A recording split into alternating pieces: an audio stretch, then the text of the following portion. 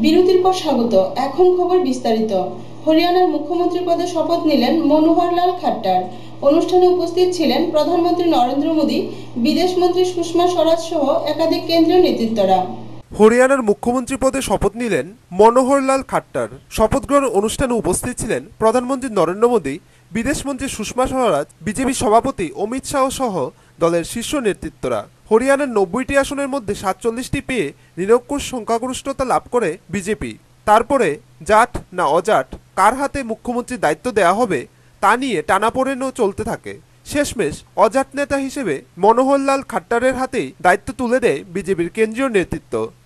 मैं मनोहर लाल ईश्वर की शपथ लेता हूं कि मैं विधि द्वारा स्थापित भारत के संविधान के प्रति सच्ची श्रद्धा और निष्ठा रखूंगा। मैं भारत की प्रभुता और अखंडता अक्षुण्ण रखूंगा। ব্যুরো রিপোর্ট, খবর ত্রিপুরা। সম্প্রতি কলকাতা বিমানবন্দরকে উড়িয়ে দেওয়ার ধমকিপূর্ণ ফোনের প্রেক্ষিতে দেশের প্রতিটি বিমানবন্দরের সাথে প্রান্তিক রাজ্য ত্রিপুরা রাজধানী আগরতলার বিমানবন্দরের নিরাপত্তা ব্যবস্থা কঠোর করা হয়েছে।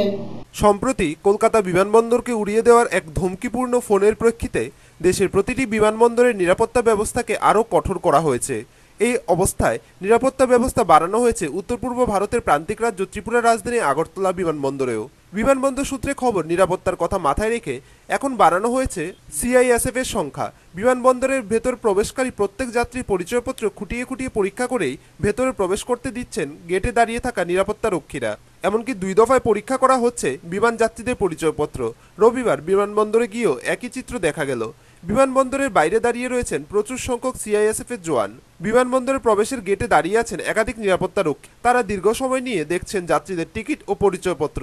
সব মিলিয়ে জঙ্গি তৎপরতার কথা মাথায় রেখে নিরাপত্তার চাদরে মুড়ি দেওয়া হয়েছে আগরতলা বিমানবন্দরকে। ব্যুরো রিপোর্ট, খবর ত্রিপুরা। উদয়পুর রাজস্বী কলাক্ষেত্রে সমাজ কল্যাণ ও সমাজ শিক্ষা দপ্তর আয়োজিত বিশ্ব প্রবীণ দিবস উপলক্ষে আলোচনা চক্রে নবীনদের প্রবীণ বয়স্কদের প্রতি শ্রদ্ধাবান হওয়ার জন্য নানা তথ্য তুলে ধরেন রাজ্যের পানীয় জল ও স্বাস্থ্য বিধান দপ্তরের মন্ত্রী রতন ভৌমিক। সমাজ পরিবর্তন হচ্ছে। সমাজের একটা অংশের মানুষ অন্য একটা অংশের মানুষকে দাবিয়ে রাখার চেষ্টা করে।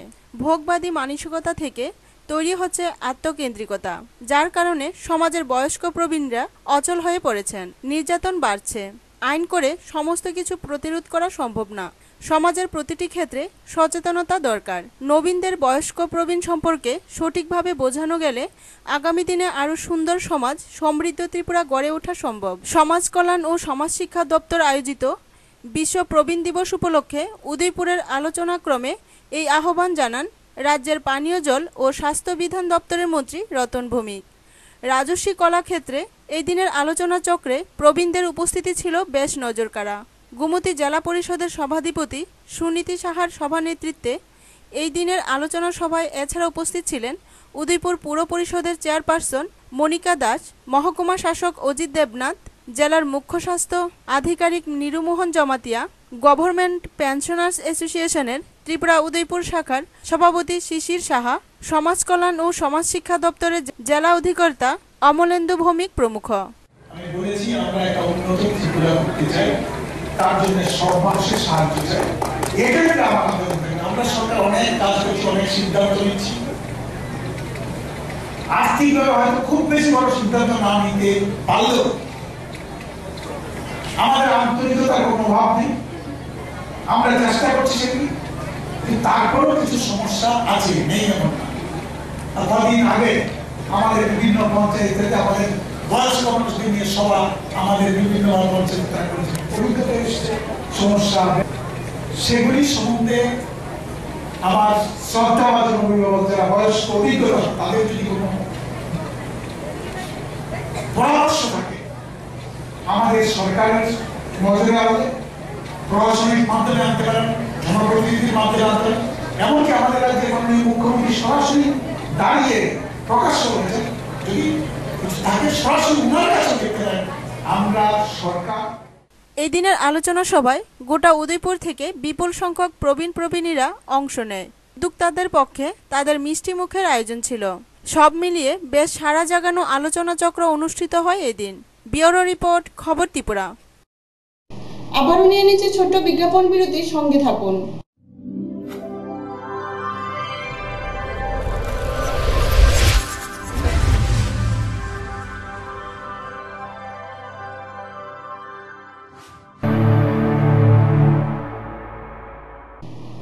বিজ্ঞাপন বিরতির পর আবারও স্বাগত।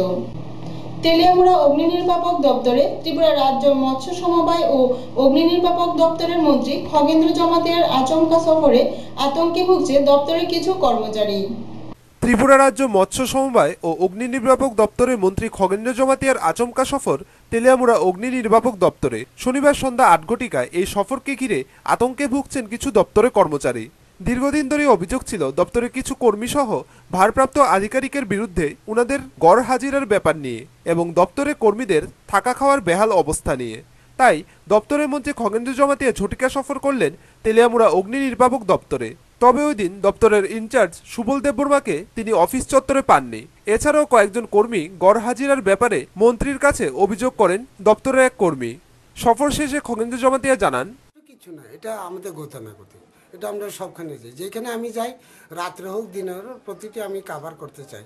এটা তো জরুরি পরিষেবা, এটা যেমন কোনো রকম ঘাটতি না হওয়া, এটাই হচ্ছে মূল কথা। আমরা চাই না আমাদের বন্ধুরা যারা কর্মচারী হিসাবে দায়িত্ব পালন, এবং এটা ঠিক মানতেই হইব, আমাদের জীবন সম্পত্তি অনেক তারা বাঁচাইতেছে, এটা মানতেই হইব। আর এটাও মানতেই হইব তারা কিন্তু একটা পারিবারিক জীব আমাদের মতন।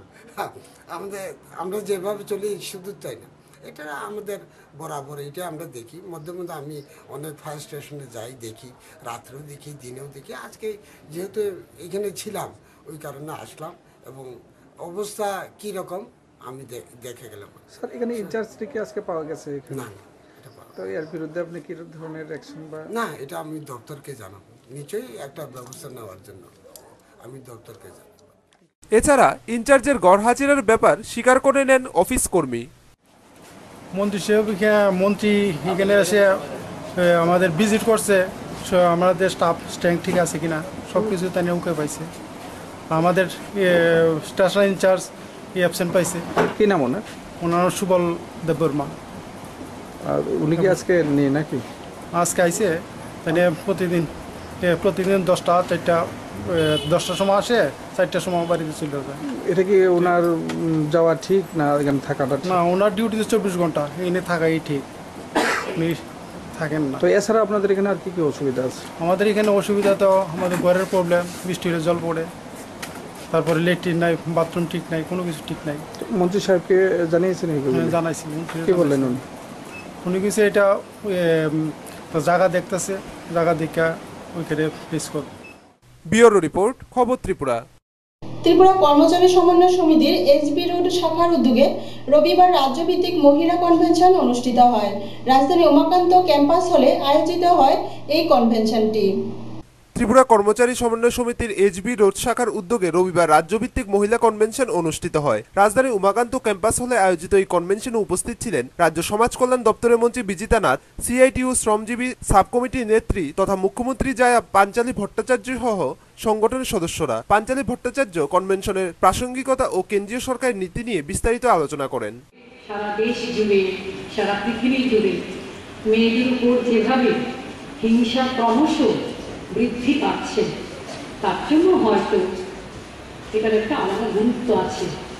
মহিলাদের কনভেনশন মানে এখানে আজকে খোলাখুলিভাবে আমাদের মহিলা প্রতিনিধিরা আলোচনা করবে তাদের কি সমস্যা, সংগঠন করতে গিয়ে যদি তাদের কোনো সমস্যা হয়, কর্মক্ষেত্রে তাদের যদি কোনো সমস্যা হয়, সামাজিকভাবে যদি তারা কোনো সমস্যার সংকটে জর্জরিত হন, কিংবা আজকে যেভাবে ভয়াবহ নারী নির্যাতন বেড়ে চলেছে, তার সমস্ত বিষয়গুলো আজকে আপনারা এখানে নিশ্চয়ই উত্থাপিত করবেন, আলোকপাত করবেন। তার জন্যই মহিলা কনভেনশনে একটা আলাদা গুরুত্ব, বিশেষ গুরুত্ব। আগে একটু অন্য ধরনের সরকার ছিল। ব্যুরো রিপোর্ট, খবর ত্রিপুরা। রাজ্যের সংস্কৃতি জগতের আরও এক নক্ষত্রের পতন হলো রবিবার। প্রয়াত হলেন বিশিষ্ট নাট্যকার ও চিত্র পরিচালক অজয় তিলক। তার মৃত্যুতে শোকের ছায়া বিরাজ করছে গোটা সংস্কৃতি জগতে। প্রয়াত হলেন বিশিষ্ট নাট্যকার ও চিত্র পরিচালক অজয় তিলক। তার মৃত্যুতে শোকের ছায়া গোটা রাজ্যের সংস্কৃতি জগতে। 1955 সালের 31 ডিসেম্বর দক্ষিণ ত্রিপুরার বিলুনিয়ার কালীনগরে কট্টর বামপন্থী পরিবারে জন্ম হয় এই কৃতি সন্তানের। ছোট থেকেই নাটকের প্রতি ঝোঁক পরবর্তী জীবনে নাট্যকারের পরিচিতি দিয়েছিল মানুষটিকে। সমাজে রাজনৈতিক অস্থিরতা, সেই সময় আর্থসামাজিক পরিবেশ ও বাবার আদবে একসময় জড়িয়ে পড়েন প্রত্যক্ষ বাম রাজনীতিতে। এসএফআই করার সঙ্গে সঙ্গে জিরানিয়া যুব ফেডারেশনের প্রথম যুগ্ম সম্পাদক হন অজয় তিলক। কর্মজীবনে সরকারি কর্মচারী সমন্বয় বিভাগীয় সম্পাদকও ছিলেন তিনি। বাম গণতান্ত্রিক আন্দোলনের পাশাপাশি যুক্ত ছিলেন গণনাট্য আন্দোলনে। বাঞ্চারামের বাগান, ফুলওয়ালি সারা দেশে বিখ্যাত হয়েছিল। 12টির উপর মঞ্চনাটক এবং বেশ কিছু পথনাটকের সফল রূপকার।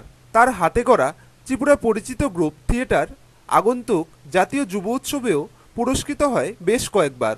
জোট রাজত্বে কর্মস্থল সোনামুড়ায় রুদিজলার পটভূমিকায় প্রথম রচনা করেন ত্রিপুরার প্রথম পূর্ণদৈর্ঘ্যের বাংলা চলচ্চিত্র নোঙর। 1997 সালের 5 ডিসেম্বর আগরতলার রূপসী প্রেক্ষাগৃহে নিপেন চক্রবর্তীর হাতে উদ্বোধন হয় ছবির। আগরতলা ও গৌহাটি দূরদর্শনেও ত্রিপুরার উপজাতি গবেষণা কেন্দ্রের জন্য 20টি তথ্যচিত্র নির্মাণ করেছেন তিনি। এটিএন ওয়ার্ল্ডে তার পরিচালিত ধারাবাহিক আলোর সন্ধানে আজও গৃহীত উজ্জ্বল। বেশ কয়েক বছর ধরে কিডনির সমস্যায় ভুগছিলেন তিনি। সকাল 7:30 কলকাতার নিজ বাসভবনে শেষ নিঃশ্বাস ত্যাগ করেন 58 বছরের এই ধ্রুবতারা। মৃত্যু সংবাদ ত্রিপুরায় এসে পৌঁছতেই শোকাহত হয়ে পড়ে গোটা সংস্কৃতি মহল। তার মৃত্যুতে গভীর শোক প্রকাশ করেছেন রাজ্যের বুদ্ধিজীবী শিল্পী সাহিত্যিকরা। বিলুনিয়ার অজয় তিলকের ছোট ভাই বিজয় তিলক এক সাক্ষাৎকারে জানান, ছোটবেলা থেকেই নাটক, গান এগুলির প্রতি আগ্রহটা সেখানের মধ্যে বেশি, এবং ওই বাঞ্চারামের বাগান টাগান, সাজানু বাগান, এইসব নাটকগুলি সকালবেলা করতো, ছোটোবেলা করতো, সেই যাতে শোষণের বিরুদ্ধে এগুলি আছে। তারপরে একটা পরিণত বয়সে ফুলওয়ালি এবং রাইফেল, এটা এই দুইটা নাটক রাজ্যের মধ্যে বেস্ট হয়েছে, রাজ্যের বাইরেও সেখানের মধ্যে গেছে। এগুলি করলো চাকরি অবস্থায় টিজিই এর বিভাগীয় কমিটির সম্পাদক আছিল বিলুনিয়া। টিজিই এর বিভাগীয় কমিটির সম্পাদক থাকার মধ্যে দিয়া যখন জোট আমলে এখানের মধ্যে এবার হলো, তখন বদলি করা হইলো সোনামুড়া মেলাঘরে রুদ্রসাগর, সেখানকার মৎস্যজীবীদের জীবনযাত্রা, তাদের এটার মিলিয়াই নোঙর সেখানের মধ্যে সিনেমার রচনা করছে। এবং এই নোঙর সিনেমার উদ্বোধন করেন তখনকার মুখ্যমন্ত্রী দশরথ দেব, কালীনগর থাকতো। বাবা তো রাজনীতি করার ইয়ের মধ্যে দিয়েই কমিউনিস্ট পার্টির লোক যুক্ত হয়েছিল, এই হিসাবে ছাত্র আন্দোলন জড়াই পড়ছে। এসএফআইটি আসছিল তখন করতাম। তারপরে 76 সালে যখন হলো, ওই ডিওয়াইফের বাইকোরা সম্মেলনে ইস্টার্ন সেক্রেটারি হয়েছে। মৃত্যুকালে তিনি তার স্ত্রী, এক পুত্র ও এক কন্যা ছাড়াও রেখে গেছেন তার অসংখ্য সৃষ্টি, তার গুণমুগ্ধ নাট্য শিক্ষার্থী ও আত্মীয়দের। ব্যুরো রিপোর্ট, খবর ত্রিপুরা। কেন্দ্রীয় রেগা সংকোচন নীতির বিরুদ্ধে বিভিন্ন দাবিতে গ্রাম উন্নয়ন মন্ত্রীর কাছে গণডেপুটেশন দিয়েছে ত্রিপুরা রেগা কর্মচারী সমন্বয় কমিটি। এদিন বিবেকানন্দ ময়দান থেকে মিছিল বেরিয়ে শহরের বিভিন্ন পথ পরিক্রমা করে সার্কিট হাউসে মিলিত হয়। কেন্দ্রীয় সরকারের রেগা সংকোচন নীতির বিরুদ্ধে গর্জে উঠলেন রেগা কর্মচারীরা। নিয়মিতকরণ সহ বিভিন্ন দাবিতে শনিবার গ্রামোন্নয়ন মন্ত্রীর কাছে গণডেপুটেশন দিয়েছে ত্রিপুরা রেগা কর্মচারী সমন্বয় কমিটি। এদিনের গণডেপুটেশনকে ঘিরে বিরাট মিছিল সংগঠিত হয়েছে শহরে। রাজ্যের 58টি ব্লকে রেগা প্রকল্পে প্রায় 2900 কর্মচারী কাজ করেন। তাদের উল্লেখযোগ্য সংখ্যায় উপস্থিতি ছিল এদিনের মিছিলে। বিবেকানন্দ ময়দান থেকে মিছিল বেরিয়ে শহর পরিক্রমা করে সার্কিট হাউসে সবাই মিলিত হয়।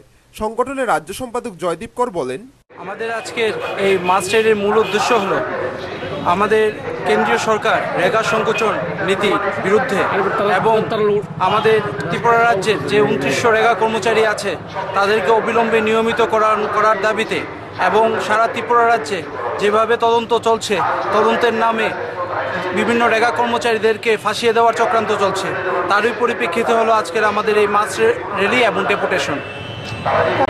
মাস ডেপুটেশন দেব আমাদের রাজ্যের গ্রাম উন্নয়ন মন্ত্রী শ্রীযুক্ত নরেশ জমাতিয়া মহোদয়ের কাছে। সার্কিট হাউস সংলগ্ন জমায়েত থেকে 9 সদস্য প্রতিনিধি দল মহাকরণে গিয়ে গ্রাম উন্নয়ন মন্ত্রী নরেশ জমাতিয়ার সাথে দেখা করে দাবিগুলো তুলে ধরেন। ব্যুরো রিপোর্ট, খবর ত্রিপুরা। সোমবার বিদ্যুৎ মন্ত্রী মানিক দে সুরমা বিধানসভা কেন্দ্রের চুলুবাড়ি পঞ্চায়েতে নতুনভাবে অস্থায়ীভাবে বিদ্যুৎ সাব ডিভিশনের উদ্বোধন করবেন। উদ্বোধন হতে চলেছে দুর্গাচমনি ব্লক বিদ্যুৎ সাব ডিভিশনের। সোমবার বিদ্যুৎ মন্ত্রী মানিক দে সুরমা বিধানসভা কেন্দ্রের চুলুবাড়ি পঞ্চায়েতে নতুনভাবে অস্থায়ীভাবে বিদ্যুৎ সাবডিভিশনের উদ্বোধন করবেন। উদ্বোধনী অনুষ্ঠানে উপস্থিত থাকবেন দপ্তরের এজিএম অসীম কুমার সিনহা, ডিজিএম সত্যব্রত দেববর্মা, এলাকার বিধায়ক সুধীর দাস সহ অন্যান্যরা। ইতিমধ্যে উদ্বোধনী অনুষ্ঠান প্রাণবন্ত করে তুলতে দফায় দফায় বৈঠক হয়। বৈঠকে বিভিন্ন গাঁও সভার প্রধান সহ দুর্গাচমনি ব্লকের চেয়ারম্যান মানবেন্দ্র দেব উপস্থিত ছিলেন। এছাড়া উপস্থিত ছিলেন বিভিন্ন দপ্তরের প্রতিনিধিবৃন্দ। প্রসঙ্গত, নতুন বিদ্যুৎ বিভাগ উদ্বোধনের আগে ৬,৬০০ গ্রাহক সালেমা ও কমলপুর ডিভিশনের উপর নির্ভর ছিল। সোমবার দুর্গাচমনি ব্লক নতুন বিদ্যুৎ সাবডিভিশন উদ্বোধন হলে উপকৃত হবেন দুর্গাচমনি ব্লকের বিশাল জনসংখ্যার মানুষ। সকাল 10টায় আমাদের নতুন ইলেকট্রিক্যাল সাবডিভিশন একটা ক্রিয়েট হয়েছে, এটা উদ্বোধন হবে আর কি। এই উপলক্ষে একটা প্রস্তুতি কমিটির মিটিং আজকে এই চুলুছড়ায় নেওয়া হচ্ছে, চলছে এটা। তো এটা সার্বিকভাবে যাতে সুন্দরভাবে করা যায় এইটার জন্য প্রস্তুতি কমিটি মিটিং। আচ্ছা স্যার, এই যে কে উদ্বোধন করবেন কে? এখনো কথা আছে মাননীয় বিদ্যুৎ মন্ত্রী শ্রী মানিক দে মহোদয়, তো উনি উদ্বোধন করার কথা। ব্যুরো রিপোর্ট, খবর ত্রিপুরা। যাত্রাপুর থানা এলাকায় এক তরুণী গৃহবধূকে ব্যাপকভাবে মারধর করে তার স্বামী সহ শ্বশুরবাড়ির লোকজন। ঘটনা ভবানীপুর পঞ্চায়েত এলাকার সীমান্ত গ্রাম দুর্লভপুরে। যাত্রাপুর থানা এলাকায় এক তরুণী গৃহবধূকে ব্যাপক মারধর, স্বামী সহ অভিযুক্ত 5 পলাতক। আতঙ্কে গৃহবধূ বাড়ি ছাড়া, থানায় মামলা। ঘটনা ভবানীপুর পঞ্চায়েত এলাকার সীমান্ত গ্রাম দুর্লভপুরে। হতদরিদ্র পরিবারের মেয়ে মরিয়ম আক্তারের সাথে 8 বছর পূর্বে গ্রামেরই যুবক মাহবুব মিয়ার সঙ্গে সামাজিকভাবে বিয়ে হয় নিজ বাড়িতে। বিয়ের পর গত 8 বছরে 2 মেয়ে সন্তানের পিতামাতা উভয়ই, স্বামী, শ্বশুর শাশুড়ি ও দেবর মিলে প্রায় সময়ে মানসিক ও দৈহিক নির্যাতন চালাতো গৃহবধূ মরিয়মের উপর।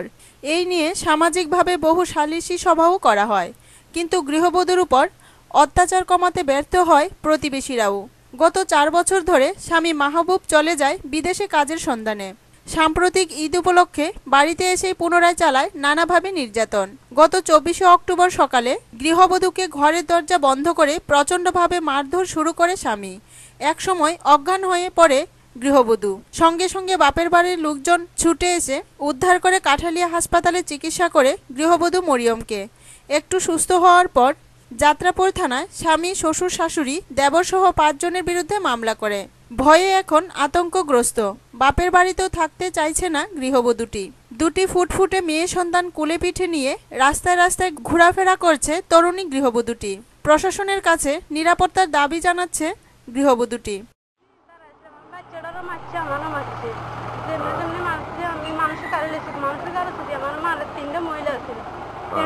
মহিলার ওষুধই আমার বেল দিয়ে ফিসছে, আমার বাচ্চাটারও ফিসছে। সবসময় এরকম করে। আমি বালা কথা শুধু একটা কথা কইছি, আর কিছু করিনি। আর আমার মামিরা মানা করছে তুই মুখ বন্ধ করে, আমি বন্ধ করে রাখছি। আর আমার শুরু করছে আউলা হতো যে হিরানো থানাটা বয়ে দিব, হিয়ে নিতেন করবো, তো এই আমরা আসামি ধরিয়ে নিতে পারবো না। থানাটা কি বয়ে দিতেন নাকি আপনারা? অঙ্কিত করতে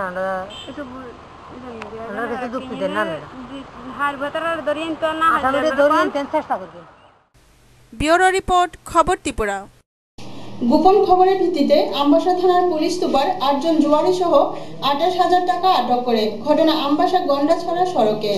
শনিবার সন্ধ্যায় ধলাই জেলার পুলিশ সুপার তিমির দাস মহোদয়ের গোপন খবরের ভিত্তিতে আমবাসা থানার পুলিশ আমবাসা গন্ডাছড়া সড়ক থেকে TR01AP 0533 নম্বরের সাদা রঙের মারুতি ভ্যানের তল্লাশি চালিয়ে মোট 8 জন জুয়ারিকে আটক করে তাদের কাছ থেকে লাকি 7 খেলার সামগ্রী সহ নগদ 28,000 টাকা উদ্ধার করে। জানা যায় ধৃতরা অনেকেই আগরতলা কাঞ্চনপুর ধর্মনগরের। এ বিষয়ে আমবাসা মহকুমার পুলিশ আধিকারিক চিরঞ্জিত চক্রবর্তী জানান, আমবাসা গন্ডাছড়া রোডে ভেহিকল চেকিং সময় 4:30 মাল এলাকা থেকে টোটাল 8 জনকে অ্যারেস্ট করেছে। ওরা একটা মারুতি গাড়ির মধ্যে ছিল এবং মারুতি ভ্যান নাম্বারটা হলো TR01AP0533, সাথে কিছু গ্যামলিং আইটেমস প্লাস ক্যাশ 28,402 টাকা ওখান থেকে উদ্ধার হয়।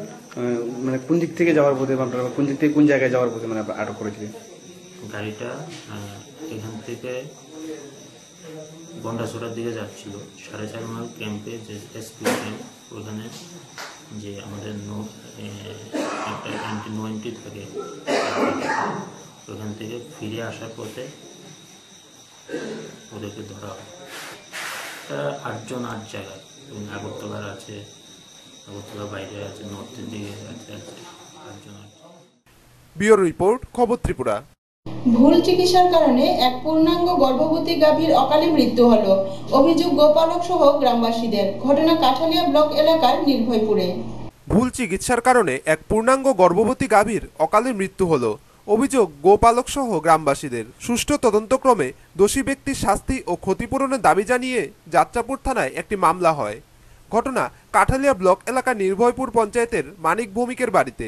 হতদরিদ্র পরিবার মানিক ভৌমিকের সংসার পরিচালনার আয়ের উৎস শঙ্কর জাতীয় গাভী প্রতিপালন করে দুধ বিক্রির উপর।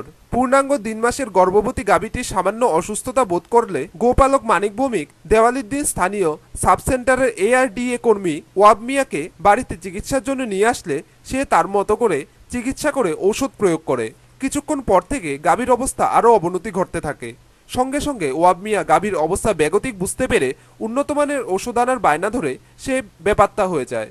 গত 2 থেকে 3 দিন তার কোনো পাত্তাই নেই। মোবাইলে ফোন করলে সুইচ অফ দেখায়। এদিকে গত 3 দিন ধরে গাভীটি মৃত্যুর সঙ্গে পাঞ্জা লড়ছে। রবিবার বেলা 10টায় সে মারা যায়। ওয়াব মিয়া এই গরুটা দেখতে গেছে, তিনি আয়া ইনজেকশন দিয়ে গেছে। ইনজেকশন দেওয়ার পর তাই আমরা ফোন করি, তাই একদিনও আইসে না, 1 সপ্তাহ আগে আইসে, তাই কোনো খোঁজ নাই, তাই আইয়ে না, আর তাই ঠিক মতো এদিকে ডিউটিও করে না। গাভীটির মৃত্যুর খবর ছড়িয়ে পড়ার সাথে সাথে প্রাণী সম্পদ দপ্তরের কর্মী ওয়াব মিয়ার বিরুদ্ধে যথেষ্ট ক্ষোভ সৃষ্টি হয় গোটা গ্রামে। এলাকাবাসীর বক্তব্য, প্রাণী সম্পদ দপ্তরের এক দায়িত্বপ্রাপ্ত কর্মী হিসেবে ওয়াব মিয়াকে মানুষ নিয়মিত পায় না এবং সে একজন অনভিজ্ঞ প্রাণী সম্পদ দপ্তরের কর্মী। তার ভুল চিকিৎসার কারণে গ্রামে আরও বেশ কয়েকটি গরুর মৃত্যু হয়েছে বলে অভিযোগ করেন গ্রামবাসীরা। মানে টাকা পয়সা না দিলে বেড়ারে জীবনটাই শেষ হয়ে যাবে। এ গরুর মানে ক্ষতিপূরণ দিতে হইবে। বেড়া এ গরিব, বেড়া এ জীবনটা সারাটা দিন 24টা ঘন্টা এ গরুটা লেগে এদিকে তুমি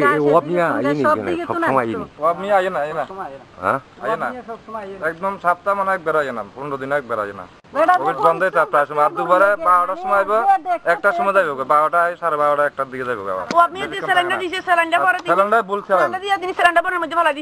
পরে আমরা গিয়ে সিলিন্ডার ঢুকাই আনছি সিলিন্ডার, আর তিনি সিলিন্ডার যে রুবিটা লাল কালি সাদা কালি কাইতেছে রুবিটা। কাঠালিয়া থেকে নারায়ণ বৈদ্যের রিপোর্ট, খবর ত্রিপুরা। এখন খেলার খবর।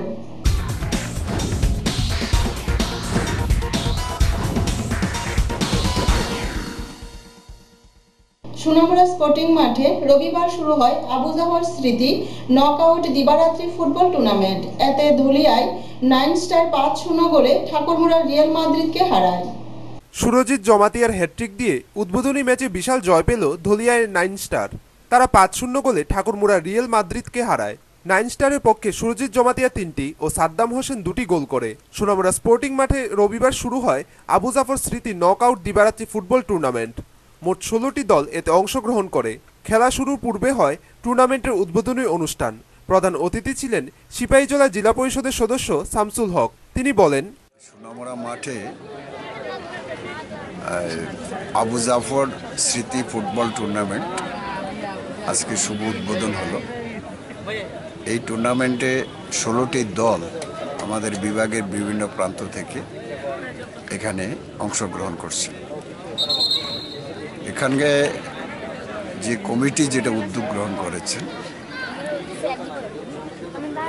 আবু জাফর একজন আমাদের উদীয়মান খেলোয়াড় ছিলেন। তিনি গত 5-6 মাস পূর্বে তিনি মৃত্যুবরণ করেন।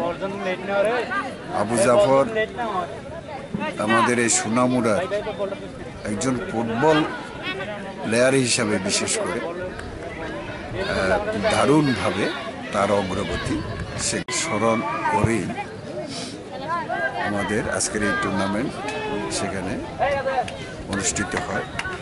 আজকে প্রথমে এই মাঠে এই টুর্নামেন্ট শুরুতেই তার স্মৃতির প্রতি শ্রদ্ধা জানিয়ে 1 মিনিট নীরবতা পালন করা হয়। তার পরিজনদের প্রতি সেখানে গভীর সমবেদনা জানিয়ে আজকে এই টুর্নামেন্ট সেখানে শুরু হয়। উদ্বোধক ছিলেন সোনামুড়া নগর পঞ্চায়েতের চেয়ারপারসন নারায়ণ চক্রবর্তী। তিনি বলেন, ফুটবল টুর্নামেন্ট কয়েকজন যুবক এই খেলাটাকে সফল করার জন্য তারা সেখানে উদ্যোগ গ্রহণ করে। তাদেরকে প্রথমে আমি অভিনন্দন জানাই। তো এখন কিছুক্ষণ পূর্বেই এই খেলার সেখানে উদ্বোধন হয়েছে, খেলা এখন চলছে।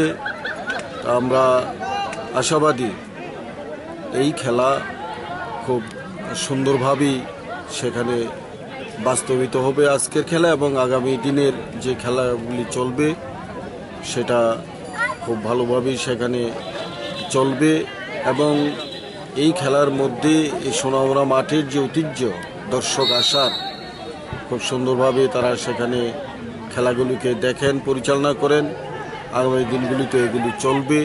এই সমস্ত খেলাধুলার মধ্য দিয়ে শান্তি, সম্প্রীতি এগুলি খুব ভালোভাবে প্রতিষ্ঠিত হয়, এবং এর মধ্যে যে রাজ্যের যে উন্নয়নের গতি সেটাকেও রক্ষা করা সেখানে ভালোভাবে সেখানে সফল হয়। এবছরের 22 এপ্রিল ধুলিয়ায় তরুণ ফুটবলার আবু জাফর হৃদরোগে আক্রান্ত হয়ে মৃত্যুবরণ করে। খুব অল্প সময়ে ফুটবলে অসাধারণ সাফল্য অর্জন করেছিল সে। 2014 সালে রাজ্যে অনুষ্ঠিত অনূর্ধ্ব-14 জাতীয় ফুটবল আসরে 14টি গোল করে সর্বোচ্চ গোলদাতার সম্মান অর্জন করে। তাছাড়া উদ্বোধনী অনুষ্ঠানে উপস্থিত ছিলেন ওহিদুর রহমান, বাসু চৌধুরী সহ বিশিষ্টজনেরা। উদ্বোধনী অনুষ্ঠানে ফুটবল প্রেমীদের উপস্থিতি ছিল নজর কাড়া।